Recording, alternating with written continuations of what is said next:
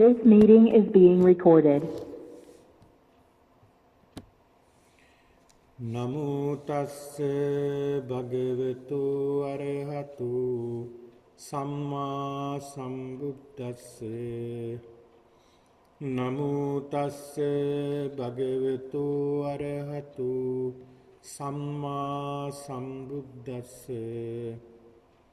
නමෝ තස්ස භගවතු අරහතු සම්මා සම්බුද්දස්ස ශ්‍රද්ධාවන්ත වාසනාවන්ත පින්නතුනි සුපුරුදු පරිදි සිකුරාදා දිනේදී ඔබ අප සියලු දෙනාම එකතු වෙන භාවනා වැඩසටහනයි අපි සියලු දෙනාම මේ සම්බන්ධ වී සිටින්නේ. ඔබගේ සියලු කටයුතු නිමා කරගෙන මේ භාවනා වැඩසටහනට අද වෙනදා වගේම අදත් සම්බන්ධ වෙන්නට ඕනා කියන මේ දැඩි කැමැත්ත. මේකට කියනවා පින්නතුනි වීරිය. ඒතර මේ වීරිය කියන්නේ එක්තරා අතකින් බලනකොට පාරමිතාවක්. දැන් ඔයත්ෝ අපි සියලු දෙනා මේ වීරියක් වඩන්නේ. එක අතකින් වීරියක් කරනවා. මොකටද මේ වීරිය වඩන්නේ? පින්නතුනි අපි මේ වීරිය වඩන්න වෙන මේ දෙයකට නෙවෙයි. මේ සසරෙන් එතර වෙන්නට. වීරිය වඩන්නේ සසරෙන් එතර වෙන්නට. බලන්න මොනතරම් උදාාරතර පරමාර්ථයක්. මේ උදාාරතර පරමාර්ථය ඉෂ්ට කරගන්නට තමයි අපි සියලු දෙනාම මේ වෙහෙසෙන්නේ. මේ මල් පූජා කරන්නේ, බුද්ධ වන්දනා කරන්නේ, දානෙ දෙන්නේ, සීල් සමාදන් වෙන්නේ, භාවනා කරන්නේ, භාවනා වැඩසටහන් වලට සම්බන්ධ වෙන්නේ. මේ හැමදේම කරන්නේ පින්නතුනි මෙන්න මේ දුක නිමා කරගන්නට, මේ සසරින් එතර වෙන්නට, කෙසේ හෝ මේ උපත නැති කරලා දාන්නට.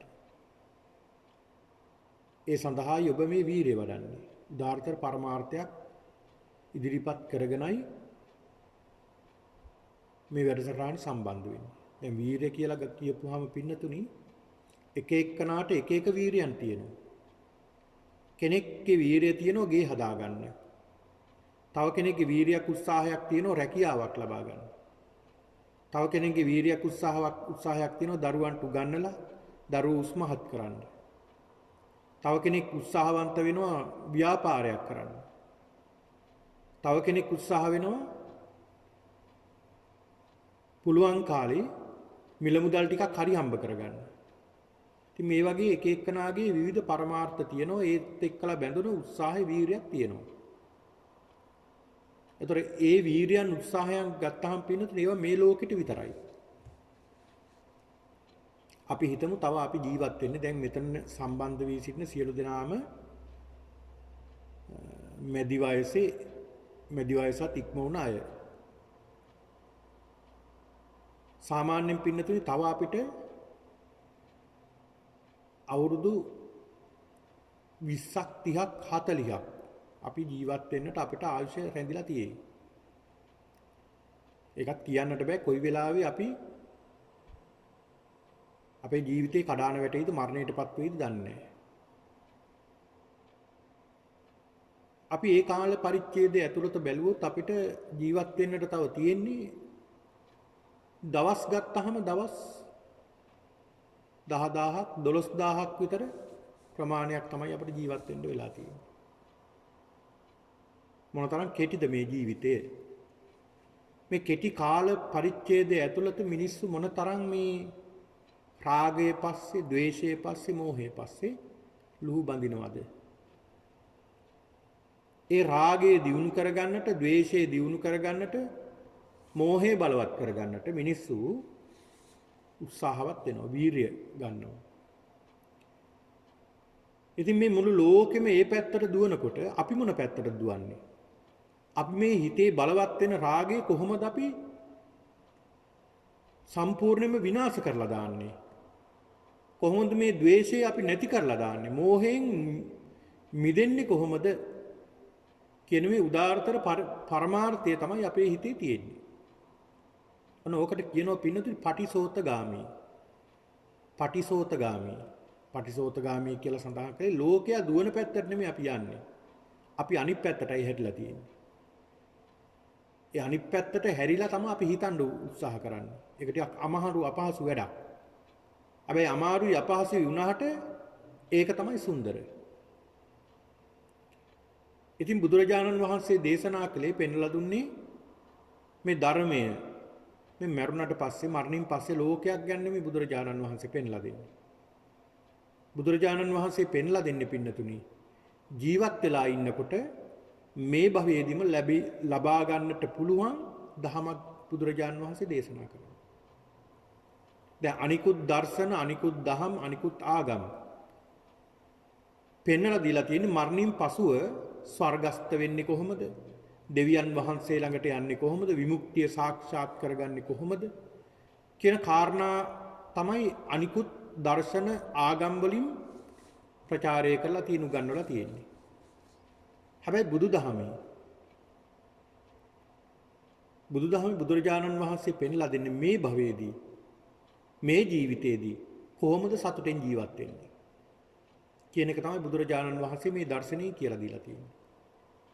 ඔබ බෞද්ධයෙක් නම් බුදුදහම බොහෝම ආදරයෙන් භක්තියෙන් ගෞරවයෙන් ශ්‍රද්ධාවෙන් යුක්තව අනුගමනය කරනවා නම් ඔබ සිල්වත් නම් ගුණවත් නම් භාවනා කරනවා නම් මේ ප්‍රතිපත්තිය අනුව පංචශීලය ආරක්ෂා කරමින් ජීවත් වෙනවා නම් එහෙම ජීවත් වෙනවා නම් එහෙම ක්‍රියා කරනවා නම් එහෙම ක්‍රියා කරත් ඔබ අසතුටු වෙනවා නම් මේ භවයේදී එතකොට ඔබ නියම බෞද්ධයෙක් නෙවෙයි.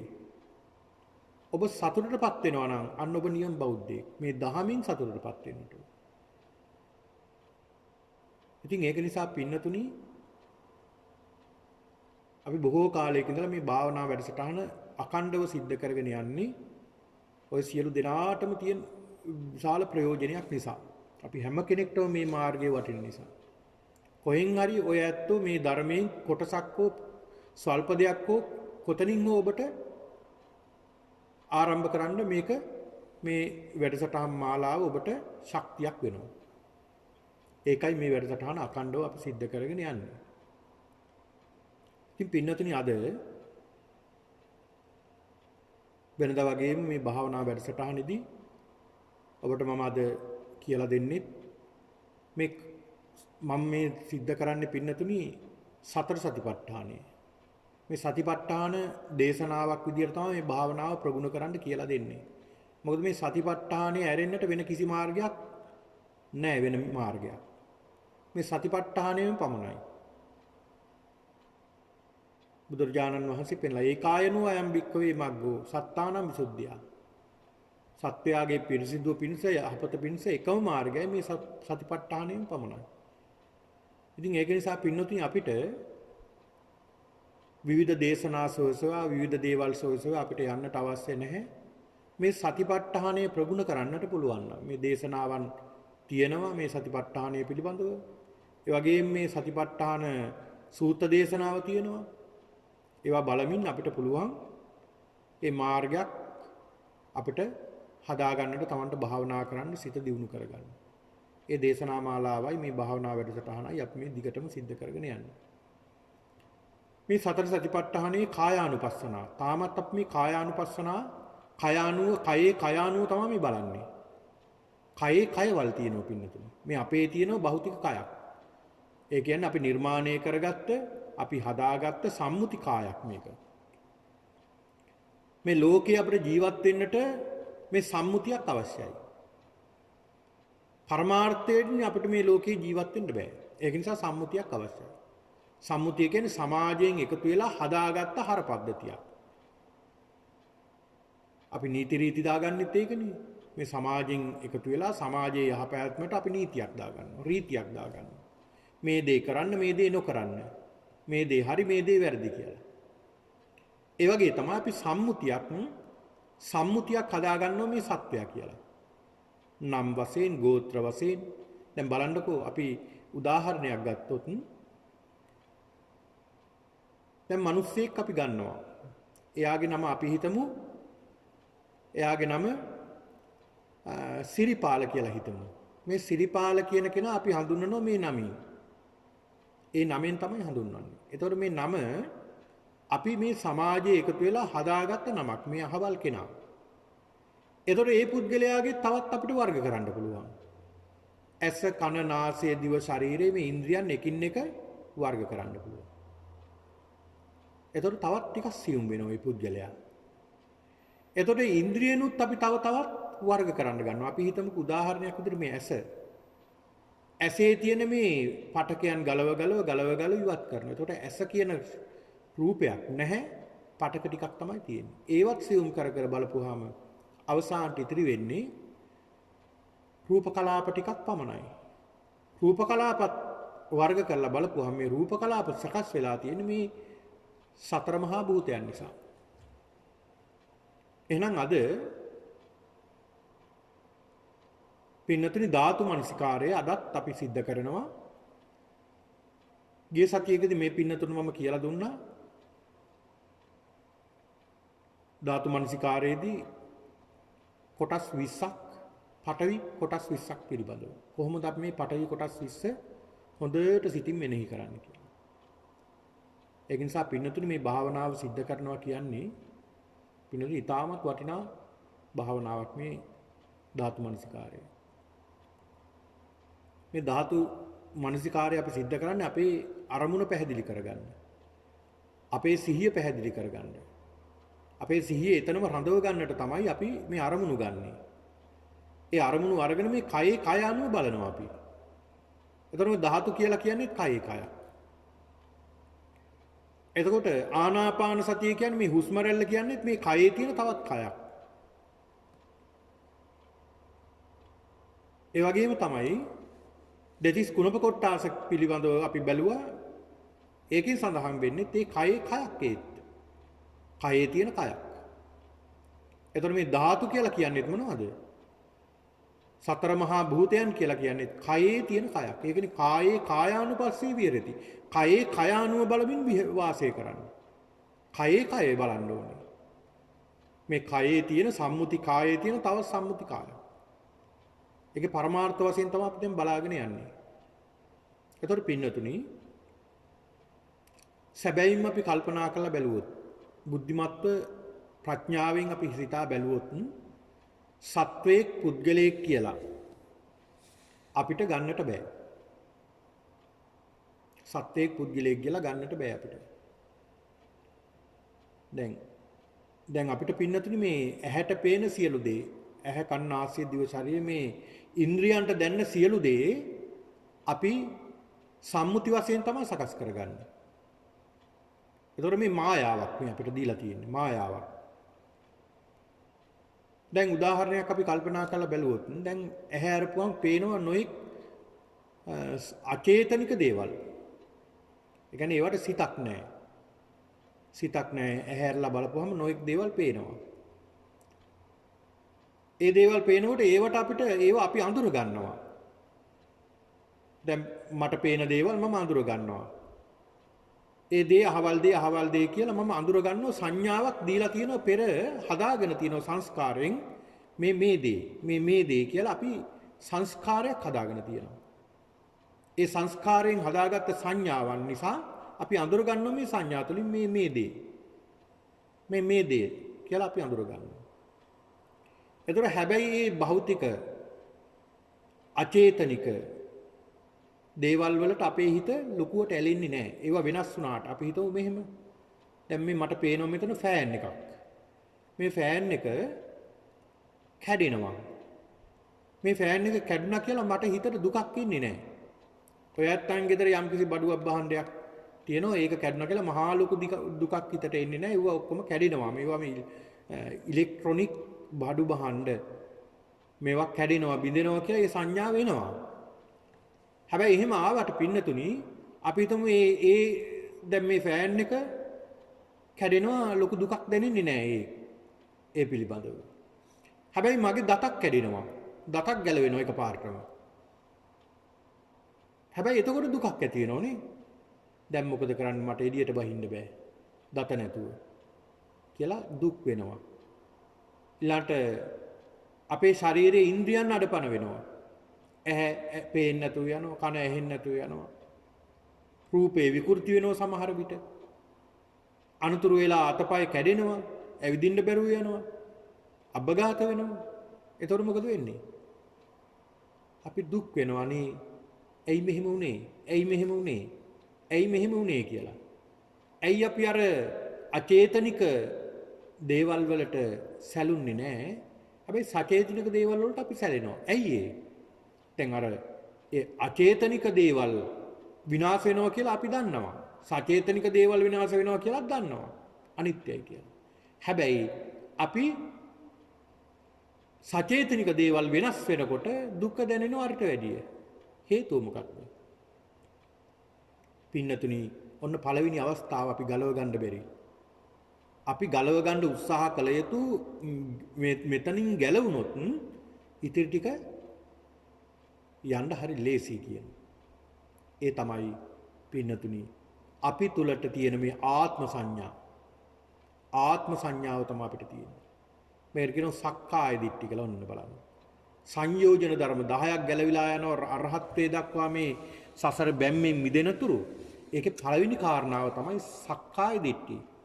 මේ සක්කාය දිට්ඨියෙන් අපි බැඳිලා තියෙන්නේ. සක්කාය දිට්ඨියෙන් බැඳිලා තියෙන. තව උදාහරණයක් කිව්වොත් මේක. පින්නතුනි හිසේ තියෙන කෙස්. ඔය ඇත්තන්ගේ හිසේ කෙස් ඔය ඇත්ත හරි කැමතියි. සමහරවිට කටින් හපනවා මේ කෙස් මම දැකලා තියෙනවා කාන්තාවෝ. පිරිමියත් කෙස් හපනවා තමන්ගේ හිසේ තියෙනකොටම අරගෙන හපනවා. ඉඹිනවා. කෙස් ටික බොහොම ලස්සනට තියා ගන්නවා. හැබැයි එතකොට ඉඹිනකොට හපනකොට පිළිකුලක් ආවද නැහැ? පිළිකුලක් දැනුන්නේ නැහැ. හැබැයි ওই කෙස් ගහක්ම කෑම පිඟානකට වැටිලා තියෙනවා. කෑම කනකොට අහු වෙනවා මේ කෙස් ගහ. එතකොට මොකක්ද දැනෙන්නේ? හැබැයි Taman දන්නවා Tamanගේම කෙස් ගහක්. හැබැයි පිළිකුලක් දැනෙනවා. ඇයි? ඒ පිළිකුල දැනෙන්නේ දැන් ඒ කෙස් ගහට තියෙන ආත්ම සංඥාව ගැලවිලා ගිහිල්ලා ඒක නිසා පිළිකුලක් දැනුණා. හැබැයි කෙස් ගහක් හිසේ තියෙන Tamanගේ ශරීරයට බැඳිලා තියෙනකන් ඒ ආත්ම සංඥාව තියෙනවා. සක්කාය දිට්ඨිය. ඒක නිසා තමයි පිළිකුලක් දැනෙන්නේ. ඒතර පින්නතුනි අපිට පුළුවන් නම් අපිට ප්‍රඥාවෙන් අපි දකිනවා නම් මේ සියල්ලම ධාතු කොටස් ගොඩක්. මේ හිසේ කෙස් හැදිලා තියෙන්නේ ධාතු වලින්. මොන ධාතුද? පඨවි ආපෝ තේජෝ වායෝ බොහොමයක් තියෙන්නේ පඨවි ධාතුව. බහුලව පවතින්නේ පඨවි ධාතුව. මේ පඨවි ධාතුවකින් හැදුන මේ කෙස් වල තියෙන පඨවි ධාතු ගොඩක්. මේ කෑම පිඟානේ තියෙන්නේ කෑම වල තියෙන්නේ පඨවි ධාතු ගොඩක්. ඒ කෑම පිඟානේ තිබුණ කෙස් ගහේ තියෙන්නේ පඨවි ධාතු ගොඩක්. එතකොට මේ පඨවි ධාතුවක් නේද මේ පවතින්නේ. එතකොට ධාතු ගොඩකින් නේද මේ සකස් වෙලා තියෙන්නේ. අන්න පින්නතුනි එහෙම හිතනකොට එහෙම සංඥාව දියුණු කරගන්නකොට ඒ භාවනාව දියුණු කරගන්නකොට භාවනා කියලා කියන්නේ සංඥා වෙනස් කිරීමක් පින්නතුනි. අපි දීලා තියෙන නිත්‍ය සංඥා ඒවා වෙනස් කරගන්නවා අනිත්‍ය සංඥා විදියට. අනාත්ම සංඥා විදියට. ඒ සංඥාවන් වෙනස් කර ගැනීමක් තමයි භාවනාවෙන් අපි කරන්නේ. ඔබ භාවනා කරගෙන යනකොට ඔබට තේරෙන්නට ඇති වෙන පෙර නොතිබුණ අවබෝධයක් ඔබට දැන් එනවා. ඒක භාවනාවේ ස්වરૂපයක් පින්නතුනි. බෙරද මෙච්චර ලොකු අවබෝධයක් ධර්මයේ ගැන තිබ්බේ නැහැ. පොත්පත් කියවනවා ධර්මයේ ශ්‍රවණය කරනවා. නමුත් භාවනා කරන්න ගත්තට පස්සේ මේ භාවනාවන් දියුණු කරන්න ගත්තට පස්සේ අමුතුම ප්‍රඥාවක් අමුතුම අවබෝධයක් ඔබට එනවා. ඔබට ඒක තේරෙනවා. ඒක තේරෙනවා. Tamanට වැටහෙනවා කියලා යමක්. අවබෝධයක් ලැබීගෙන යනවා කියලා තේරෙනවා වෙනදට වැඩිය. මෙන්න මෙහෙම පින්නතුනි මේ ලෝකේ දිහා යථාර්ථවාදීව දකින්න ඕනේ පරමාර්ථ වශයෙන්. එතකොට මේ කියන පඨවි ආපෝ තේජෝ වායෝ මේ කියන භෞතික රූප හතරක්. මේ හතරට වෙන් වෙලා ජීවත් වෙන්නට බෑ. මේ හතරම එකට ජීවත් වෙන්න. හැබැයි එකට නෙමෙයි වෙන් වෙලා ඉන්නේ. ඒ වෙන් කරන පරිච්ඡේද රූපයක් තියෙනවා. අවකාශ රූපය කියනවා. හිදසක් තියෙනවා. ඒක අපිට පේන්නේ නැහැ. පේන්නේ නැති වුණාට එතන හිදසක් තියෙනවා. ඒක සියුම්ම පේන්නේ බුදුරජාණන් වහන්සේ පෙන්වලා දුන්නේ මේ කාරණා. එතකොට පින්නතුනේ මේ පඨවි කොටස් 20ක් පිළිබඳව අපි සාකච්ඡා කළා. දැන් අද ආපෝ කොටස් පින්නතුනේ තියෙනවා 12ක්. මෙන්න මේ කියන ආපෝ කොටස් 12 භාවනා අරමුණක් විදියට අරගෙන නිමිත්තක් විදියට අරගෙන කොහොමද මේ ශරීරය සහ ආපෝ ධාතුව දකින්නේ කොහොමද? ශරීරයත් ආපෝ ධාතුවත් ශරීරයේ තියෙන ආපෝ ධාතුවත් බාහිරව තියෙන ආපෝ ධාතුවත් ගලපගන්නේ කොහොමද කියන එක තමයි අපි බලන්න ඕනේ. ඒකයි දකින්නට ඕනේ පින්නතුනි. මේ ධාතු පිළිබඳව පින්නතුනි මේ ධාතු පිළිබඳව හොඳ අවබෝධයක් භාවනාවෙන් හෝ වේවා ධර්ම ශ්‍රවණයෙන් වේවා ඔබට ඇති කර ගන්නට පුළුවන් නම් ඒක හරි වටිනවා පින්නතුනි. මේ ලෝකේ තේරුම් ගන්නට පුළුවන්. අපි මේ ක්‍රියා කරන්නේ කතා කරන්නේ ඇවිදින්නේ මේ සියලු ක්‍රියා සිද්ධ කරන්නේ මේ ධාතුන්ගේ තියෙන ශක්තිය නිසා. සතර මහා භූතයන්ගේ ක්‍රියාත්මක භාවය නිසා. ඒක නිසායි අපි මේ සියල්ලම සිද්ධ කරන්නේ. ඒකට සිතකුත් එකතු වෙලා. සිත එකතු වෙන්නේ අපි හදාගත්ත සම්මුතිය නිසා. ඉතින් ඒක නිසා පින්නතුනි ආපෝ ධාතුව කියලා සඳහන් කරන්නේ වැగిරීමේ ස්වභාවයෙන් යුක්ත ධාතුව. මේකට කියනවා අපි ජලය කියලා. ජලය විශේෂයෙන්ම මේ වැగిරීමෙන් යුක්තයි. වැగిරෙන ගතියෙන් යුක්තයි. මේ ජලයට පින්නතුනි පැවැත්මක් නැහැ. ඒ කියන්නේ ඒකාකාර හැඩයක් නැහැ. දැන් කළු ගලක් ගත්තොත් ඒකට ඒකාකාර හැඩයක් තියෙනවා. යම්කිසි පඨවි ශක්තියෙන් යුක්ත භාණ්ඩයක්. ඒකට ඒකාකාර හැඩයක් තියෙනවා. ඒ හැඩෙන් දැන් මේ ඩෙස් එක ගත්තාම මේක එක්තරා හැඩයක් තියෙනවා. මේක වෙනස් වෙන්නේ නැහැ. මේක මේ ස්වරූපයෙන්ම තමයි තියෙන්නේ. වෙනස් කරනවා මේක අපිම වෙනස් කරන්න ඕන මේක හැඩය. එතකොට මේක පඨවි ධාතුවක්. හැබැයි ආපෝ ධාතුව එහෙම නෙමෙයි. ආපෝ ධාතුවේ හැඩය ඒ දේට අනුව හැඩේ වෙනස් වෙනවා. එහෙම වෙනස් වෙන හේතුව මොකක්ද? ඒ හේතුව තමයි ආපෝ ධාතුවේ පඨවි ස්වභාවය ඉතාමත් අඩුයි. පඨවි ස්වභාවය ඉතා අඩුයි මේ ආපෝ ධාතුවේ. ඒක නිසා තමයි පඨවි ධාතුව අඩු නිසා තමයි මේ ජලයේ විවිධ ස්වරූපයන් ඇති වෙන්නේ ගලාගෙන යන්නේ. දැන් මේ වීදුරු භාජනය ගත්තාම මේ වීදුරු භාජනයේ මේ වීදුරුවේ හැඩයට තමයි මේ වීදුරුව තියෙන්නේ. ජලය රැඳිලා තියෙන්නේ. ඒකට හේතුව තමයි ඒ ජලයේ තියෙන්නේ ආපෝ ධාතුව පමණයි. අනිත් ධාතුන් බොහොම අඩුයි. දැන් ඔය ඔබ දකින්නට ඇති සුනාමි 2004 දී මේ සුනාමි ව්‍යසනය ආපු වෙලාවේ තට්ටු නිවාස පවා කුඩු කරගෙන ගියා. කෝච්චි පීලි අඹරගෙන ගියා. කෝච්චි පෙට්ටි අඹරගෙන ගියා. ගස් කඩාගෙන බිඳගෙන ගියා. එතකොට මේ ජලයේ තියෙන්නේ මොනවද? ආපෝ ස්වභාවයක්. එතකොට ජලයේ තියෙන ආපෝ ස්වභාවයට පුළුවන් ද ගයක් විනාශ කරන්න ඊළඟට කෝච්චි පීල්ලක් දෙකට අඹරන්න මේ වගේ විශාල විනාශයක් කරන්න පුළුවන්ද? බෑ. ආපෝ ස්වභාවයට බෑ. එතකොට මොකද්ද වෙලා තියෙන්නේ? ඒ ජලයේ තියෙනවා පඨවි ධාතුවක්. ඒ පඨවි ධාතු අඩුයි මේ ජලයේ. ඒ සියලුම පඨවි ධාතු ඇවිල්ලා එකතු වෙනවා.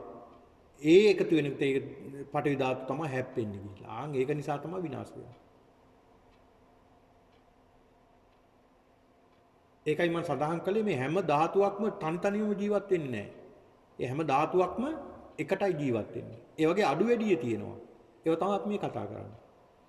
එතකොට මේ ආපෝ ස්වභාවය, වැగిරෙන ස්වභාවය දැන් ඒතකොට ජලයේ ස්වરૂපය තමයි ගලා යන ස්වභාවය. ඔන්න එකක් තමයි ගලා යන ස්වභාවය.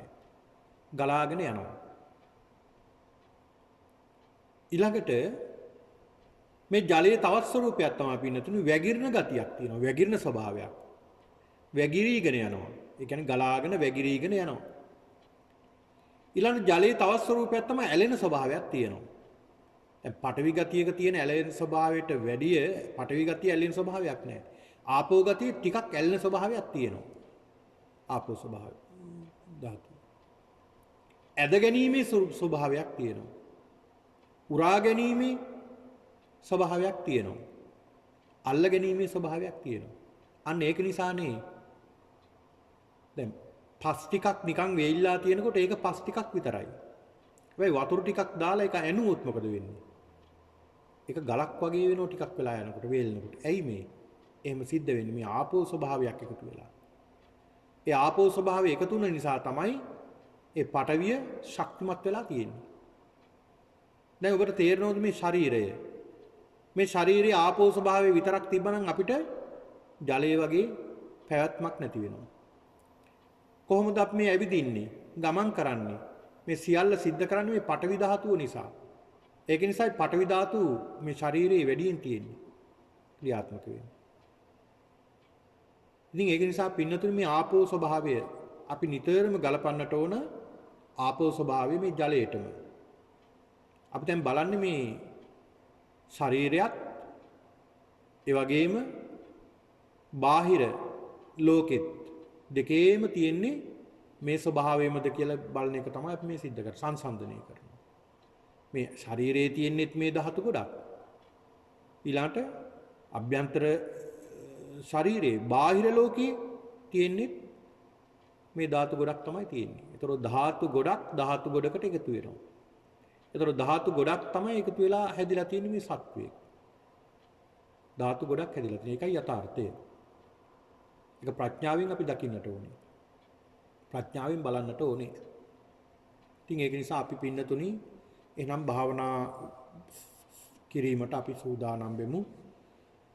ආපෝ ධාතුව පිළිබඳවයි මම මේ පින්නතුන්ට අද භාවනාව සිද්ධ කරන්නේ. ආපෝ කොටස් 12ක් තියෙනවා. මේ ආපෝ කොටස් 12 පිළිබඳව මේ පින්නතුන්ට අවබෝධයක් තියෙනවා දැන් මේ ආපෝ කොටස් පිළිබඳව.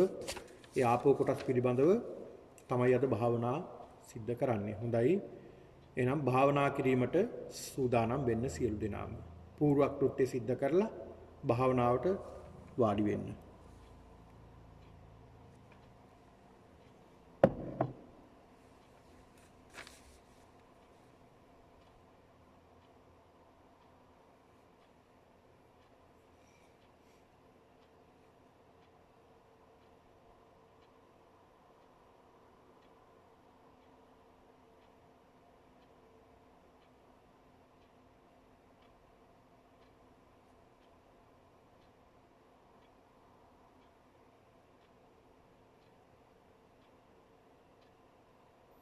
බොහෝම සංසුන්ව වාඩි වෙලා පහසු ඉරියව්වකින්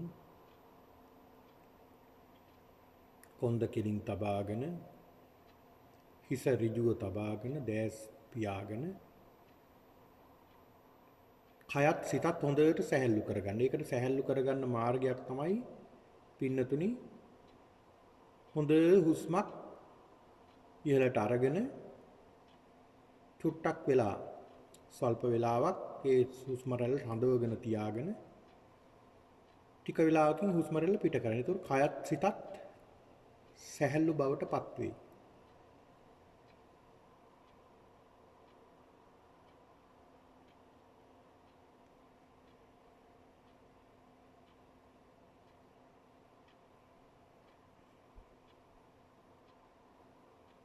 හොඳයි අපි භාවනාව ආරම්භ කරමු.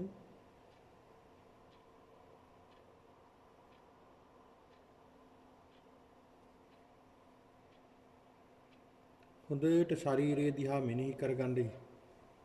කේසාන්තයේ සිට පාදාන්තයේ දක්වා පාදාන්තයේ සිට කේසාන්තයේ දක්වා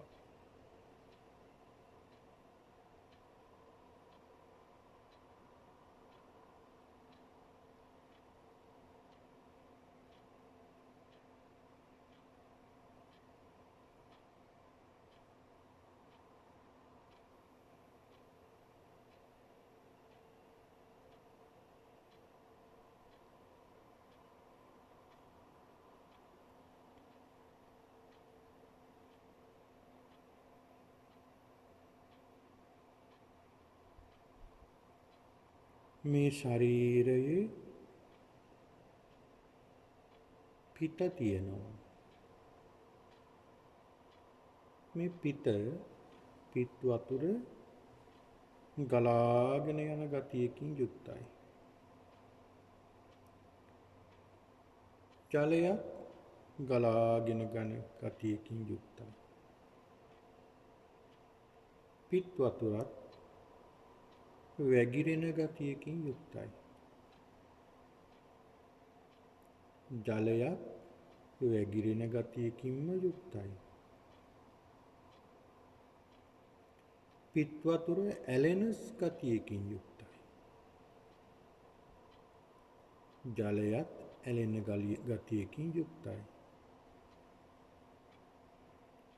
පිත් වතුර උරා ගැනීමේ ගතියකින් යුක්තයි. ජලයත් උරා ගැනීමේ ගතියකින්ම යුක්තයි. පිත් වතුර අල්ලා ගැනීමේ ගතියකින් යුක්තයි. ජලයත් අල්ලා ගැනීමේ ගතියකින් යුක්තයි. පිත ආපෝ ධාතුවක්.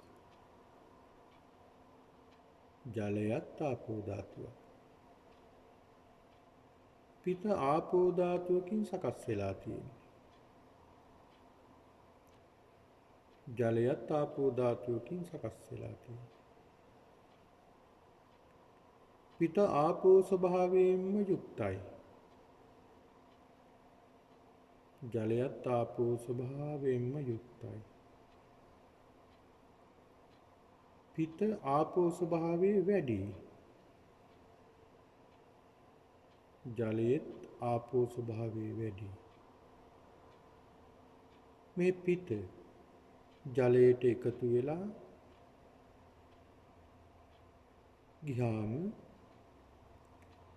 මේ පිත මේ ජලය කියලා වෙන් කරන්නට බෑ.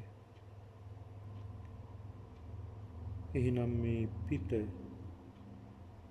මම නෙමෙයි, මගේ නෙමෙයි, මගේ ආත්මය නෙමෙයි. අනිත්‍යයි, දුකයි, අනාත්මයි. හොඳට සිහිය පිහිටවගෙන මේ භාවනාව සිද්ධ කරන්න. මේ ශරීරයේ සෙම තියෙනවා. මේ සෙම ගලාගෙන යන ගතියකින් යුක්තයි. ජලයත් ගලාගෙන යන ගතියකින් යුක්තයි. මේ සෙම වැగిරෙන ගතියකින් යුක්තයි.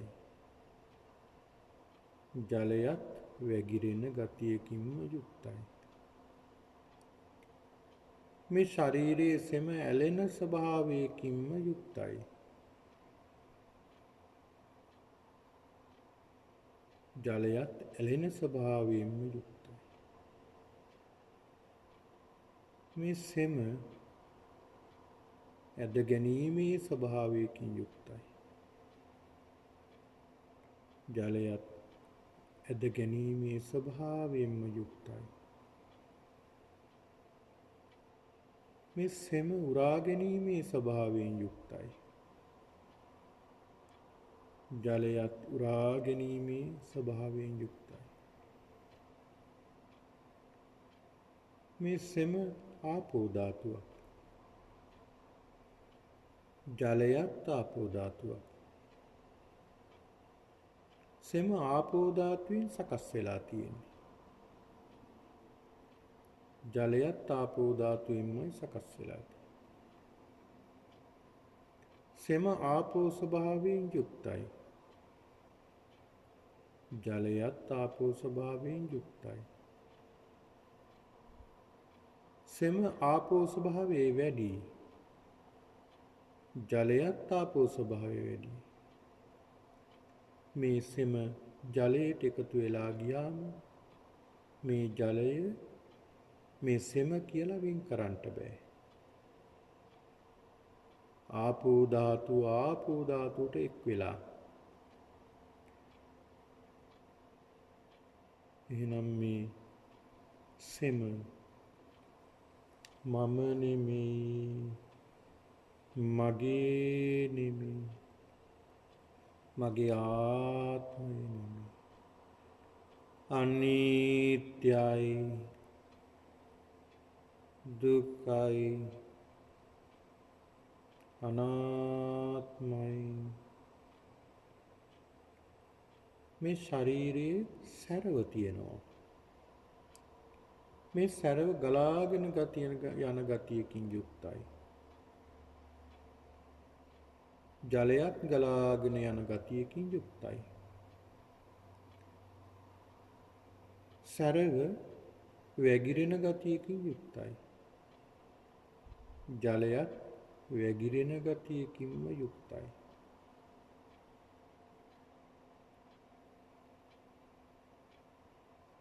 මේ සැරව ඇලෙන ගතියකින් යුක්තයි. ජලයත් ඇලෙන ගතියකින්ම යුක්තයි. මේ සැරව ආපෝ ධාතුවක්.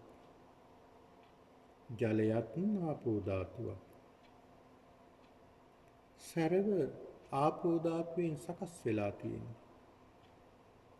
ජලයත් ආපෝ ධාතුවෙන් සකස් වෙලා තියෙනවා. සැරව ආපෝ ස්වභාවයේ වැඩි. ජලයේත් ආපෝ ස්වභාවයේ වැඩි.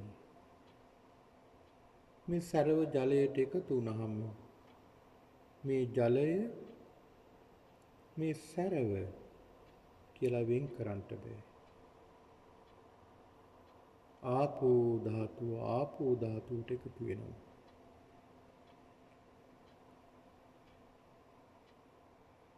එහෙනම් මේ සැරව මම නෙමෙයි, මගේ නෙමෙයි, මගේ ආත්මය නෙමෙයි. අනිත්‍යයි, දුක්ඛයි, අනාත්මයි. මගේ ශරීරයේ ලේ තියෙනවා. රක්ත වර්ණ ලේ ධාතුව. මේ ලේ ගලාගෙන යන ස්වභාවයකින් යුක්තයි. ජලයත් ගලාගෙන යන ස්වභාවයකින්ම යුක්තයි. මේ ශරීරයේ තියෙන ලේ වැగిරෙන ස්වභාවයකින්ම යුක්තයි. ජලයත් වැగిරෙන ස්වභාවයකින්ම යුක්තයි. මේ ශරීරයේ තියෙන ලේ ඇලෙන ස්වභාවයකින්ම යුක්තයි. ජලයත් ඇලෙන ස්වභාවයකින්ම යුක්තයි. මේ ශරීරයේ තියෙන ලේ ආපෝ ධාතුවක්. ජලයත් ආපෝ ධාතුව. මේ ශරීරයේ තියෙන ලේ ආපෝ ධාතුවෙන් සකස් වෙලා තියෙන්නේ. ජලයත් ආපෝ ධාතුවෙන් සකස් වෙලා තියෙන්නේ. මේ ශරීරයේ තියෙන ලේ ආපෝ ස්වභාවයකින් යුක්තයි.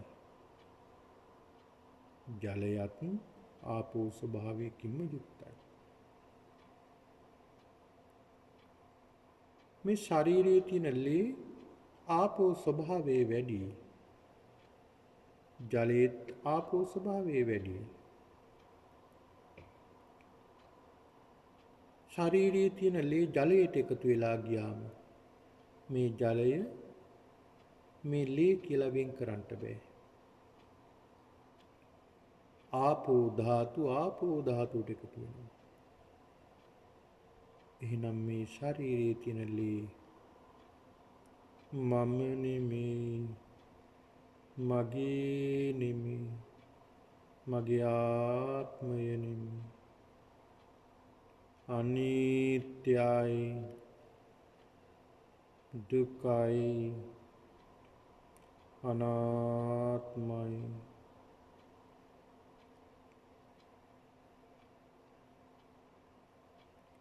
මේ ශරීරයේ තෙල් තියෙනවා. මේ තෙල් ගලාගෙන යන ගතියකින් යුක්තයි. ජලයත් ගලාගෙන යන ගතියකින්ම යුක්තයි. මේ ශරීරයේ තියෙන තෙල් වැగిරෙන ගතියකින් යුක්තයි. ජලයත් වැగిරෙන ගතියකින්ම යුක්තයි. ශරීරයේ තියෙන තෙල් ඇලෙන ස්වභාවයකින් යුක්තයි. ජලයත් ඇලෙන ස්වභාවයකින් යුක්තයි. ශරීරයේ තියෙන තෙල් ආපෝ ධාතුවක්. ජලයත් ආපෝ ධාතුවක්. ශරීරයේ තියෙන තෙල් ආපෝ ධාතුවෙන් සකස් වෙලා තියෙනවා. ජලයත් ආපෝ ධාතුවෙන් සකස් වෙලා තියෙනවා. ශරීරයේ තියෙන තෙල් ආපෝ ස්වභාවයකින් යුක්තයි. ජලයත් ආපෝ ස්වභාවයකින් යුක්තයි. ශරීරයේ තියෙන තෙල් ආපෝ ධාතු වැඩි. ජලයේත් ආපෝ ධාතු වැඩි. එහෙනම් මේ ශරීරයේ තියෙන තෙල් ජලයට එකතු වෙනවා. ජලයට එකතු වෙලා ගියාම මේ ජලය මේ මගේ ශරීරයේ තිබුණ තෙල් කියලා වෙන් කරන්නට බෑ. ආපෝ ධාතුවට එකතු වෙනවා. එහෙනම් මේ ශරීරයේ තියෙන තෙල් මම නෙමෙයි, මගේ නෙමෙයි, මගේ ආත්මය නෙමෙයි, අනිත්‍යයි, දුකයි, අනාත්මයි.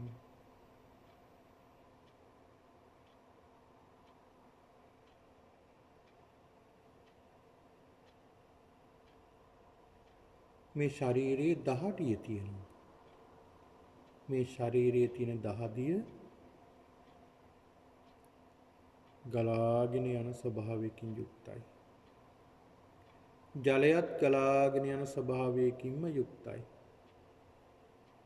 ශරීරයේ තියෙන දහඩිය වැగిරෙන ස්වභාවයකින් යුක්තයි. ජලයත් වැగిරෙන ස්වභාවයකින්ම යුක්තයි. මේ ශරීරයේ තියෙන දහඩිය ඇලෙන ස්වභාවයකින් යුක්තයි. ජලයත් ඇලෙන ස්වභාවයකින්ම යුක්තයි. මේ ශරීරයේ තියෙන දහඩිය ආපෝ ධාතුවක්. ජලයත් ආපෝ ධාතුවක්.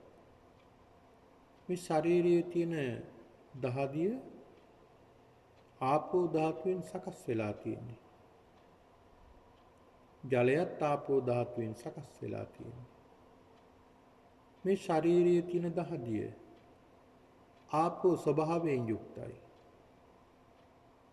ජලයත් ආපෝ ස්වභාවයකින් යුක්තයි.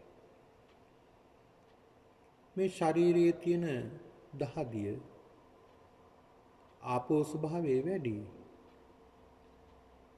ජලයේත් ආපෝ ස්වභාවයේ වැඩි.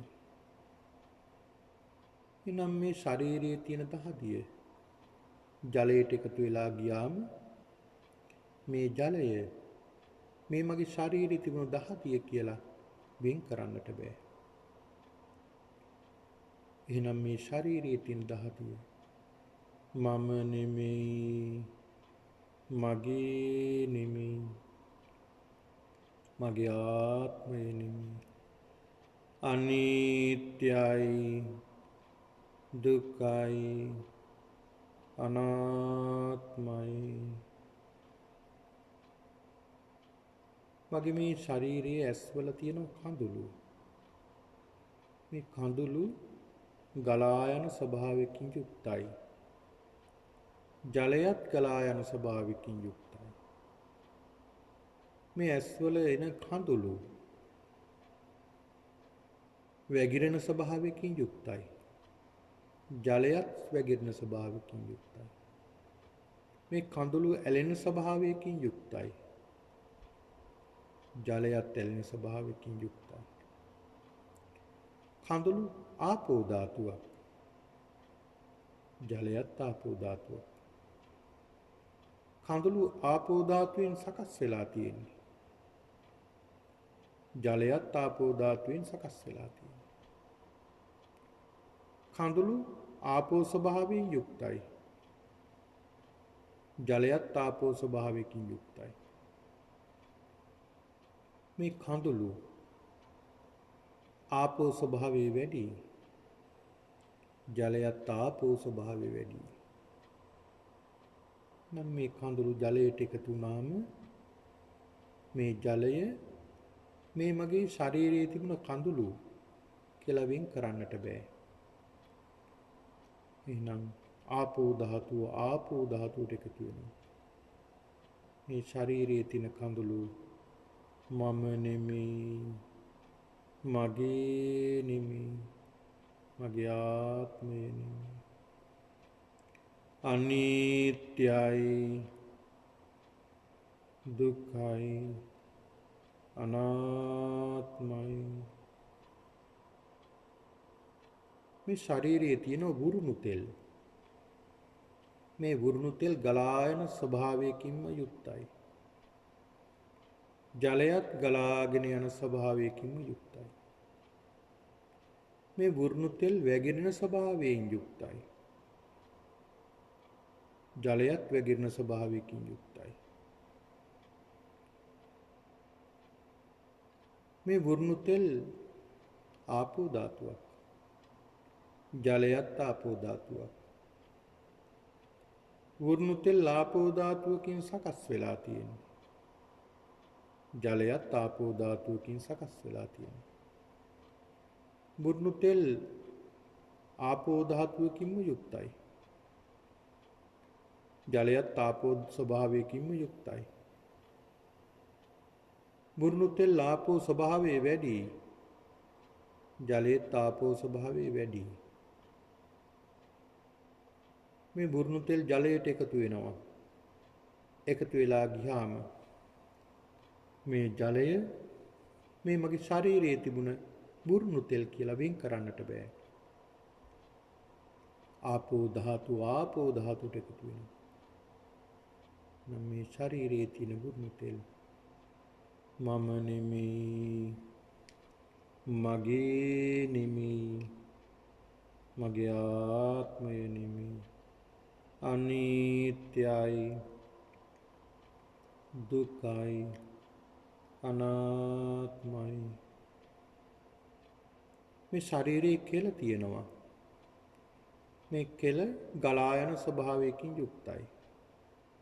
ජලයත් ගලාගෙන යන ස්වභාවයකින් යුක්තයි. මේ කෙල වැగిරෙන ස්වභාවයකින්ම යුක්තයි. ජලයත් වැగిරෙන ස්වභාවයකින්ම යුක්තයි. මේ කෙල ආපෝ ධාතුවක්. ජලයත් ආපෝ ධාතුවක්. මේ කෙල ආපෝ ධාතුවකින් සකස් වෙලා තියෙන්නේ. ජලයත් ආපෝ ධාතුවකින් සකස් වෙලා තියෙන්නේ. මේ කෙල ආපෝ ස්වභාවයකින් යුක්තයි. ජලයත් ආපෝ ස්වභාවයකින්ම යුක්තයි. මේ කෙල ආපෝ ස්වභාවය වැඩි. ජලයේ ආපෝ ස්වභාවය වැඩි. නම් මේ කෙල ජලයට එකතු වෙලා ගියාම මේ මගේ ශරීරයේ තිබුණ කෙල මේ ජලය කියලා වෙන් කරන්නට බෑ. එහෙනම් ආපෝ ධාතුවට එකතු වෙනවා. එහෙනම් මේ ශරීරයේ තියෙන කෙල මම නෙමෙයි, මගේ නෙමෙයි, මගේ ආත්මය නෙමෙයි. අනිත්‍යයි, දුක්ඛයි, අනාත්මයි. මේ ශරීරයේ සොටු තියෙනවා. මේ සොටු ගලාගෙන යන ස්වභාවයකින් යුක්තයි. ජලයත් ගලාගෙන යන ස්වභාවයකින් යුක්තයි. මේ සොටු වැగిරෙන ස්වභාවයකින් යුක්තයි. ජලයත් වැగిරෙන ස්වභාවයකින් යුක්තයි. මේ සොටු ඇලෙන ස්වභාවයකින් යුක්තයි. ජලයත් ඇලෙන ස්වභාවයකින්ම යුක්තයි. මේ සොටු ආපෝ ධාතුවක්. ජලයත් ආපෝ ධාතුවක්.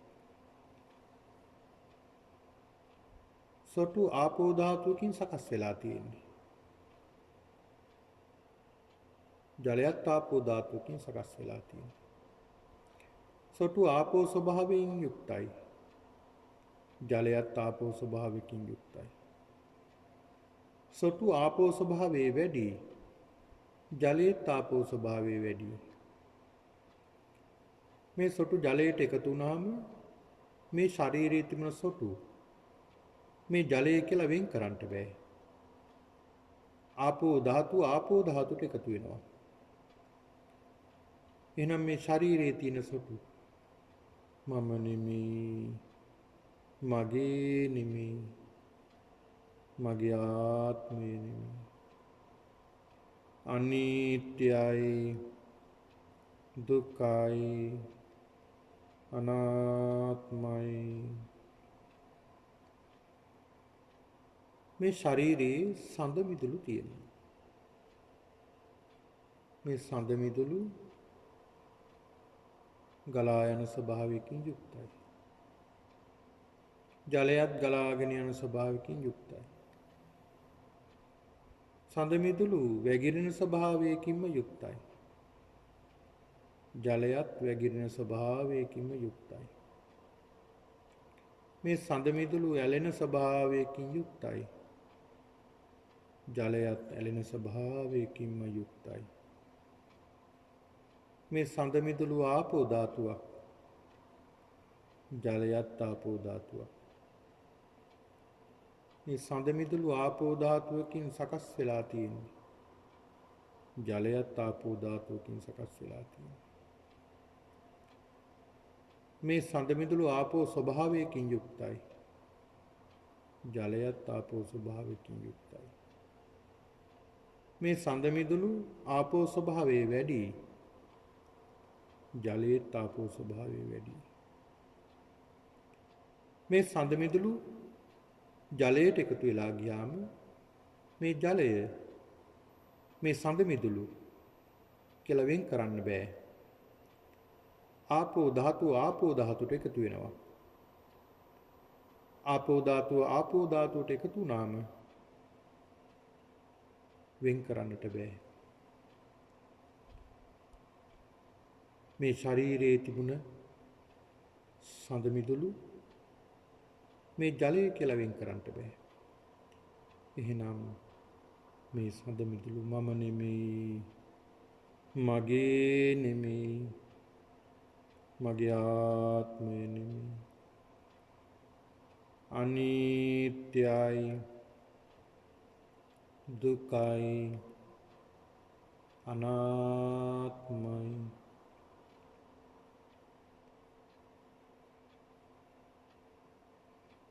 ඊළඟ මේ ශරීරයේ මුත්‍රා තිබෙනවා.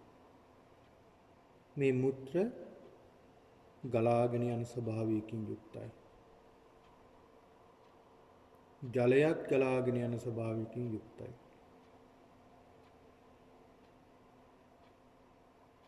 මේ ශරීරයේ තියෙන මුත්‍ර වැగిරෙන ස්වභාවයකින් යුක්තයි. ජලයත් වැగిරෙන ස්වභාවයකින්ම යුක්තයි. මේ ශරීරයේ තියෙන මුත්‍ර ඇලෙන ස්වභාවයකින් යුක්තයි. ජලයත් ඇලෙන ස්වභාවයකින් යුක්තයි. මේ ශරීරයේ තියෙන මුත්‍ර ආපෝ ධාතුවක්. ජලයත් ආපෝ ධාතුවක්.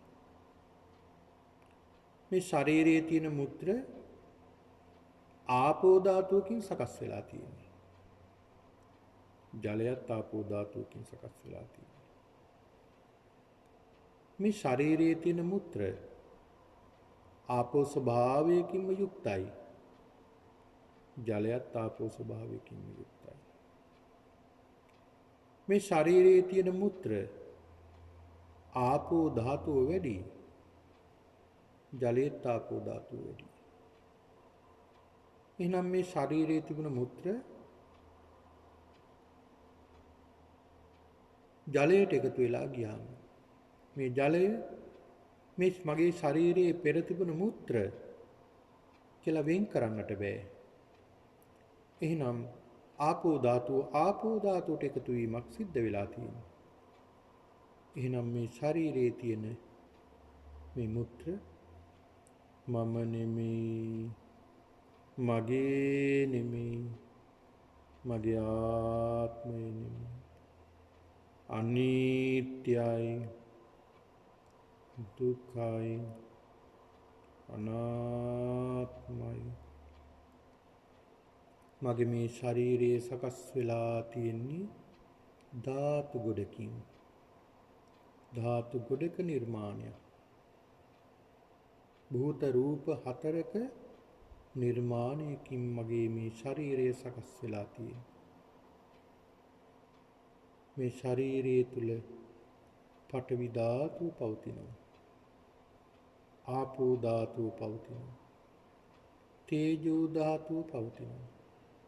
වායෝ ධාතුව පවතිනවා. මේ ධාතු හතරක එකමුතුවක් නිසායි මගේ මේ ශරීරය නිර්මාණය වෙලා තියෙන්නේ. මේ ශරීරයේ ධාතු ගොඩක්. ධාතු ගොඩක්. භූත රූප හතරක් ධාතු ගොඩකින් සකස් වෙලා තියෙනවා. ධාතු ගොඩක්ම පමණයි. එහෙනම් මේ ශරීරයට ඇලෙන්න දෙයක් නැහැ. බැඳෙන්නට දෙයක් නැහැ. මම මගේ කියලා අල්ල ගන්නට තැනක් නැහැ. මේ ශරීරයේම ධාතු ගොඩක් පමණයි. ධාතු ගොඩකින් සකස් වුණ ශරීරයක් තියෙනවා. එහෙනම් මේ ශරීරයට මම මගේ මට කියලා බැඳ ගන්නට තැනක් නැහැ. ධාතු ගොඩක් පමණමයි මේ ශරීරය. ධාතු ගොඩක එකතුවක් පමණමයි ශරීරය. මේ ධාතු වෙනස් වීමෙන් ශරීරය වෙනස් වෙනවා. ධාතු නැතිවීමෙන් ශරීරය නැති වෙනවා.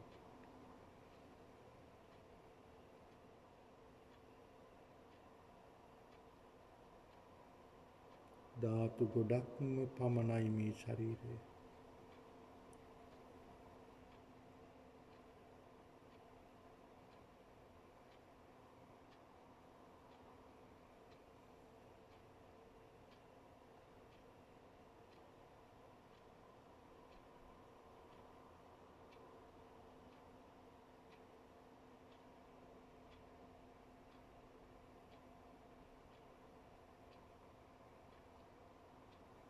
හොඳයි අපි භාවනාව අවසන් කරමු.